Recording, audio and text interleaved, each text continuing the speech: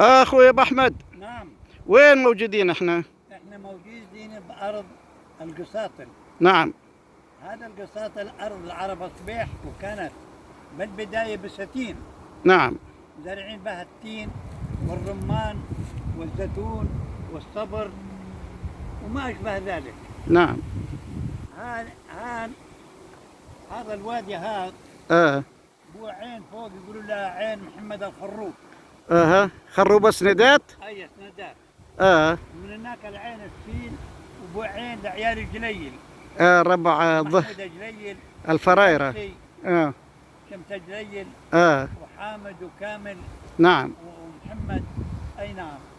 هناك ابو مارس ارض كمان لسندات الذيب حميدي بستان.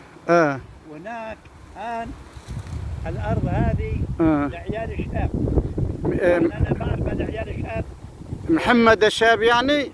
محمد وحسن. شنو كانت مزروعة هذه؟ مزروعة تين وعداير صبر. وعنب. اما هذا الزيتون جديد بعد هذه اسرائيل. الزيتون انزرع بال 75. ومين بعد كان من عرب صبيحان؟ انا غربينا ابو رشدان.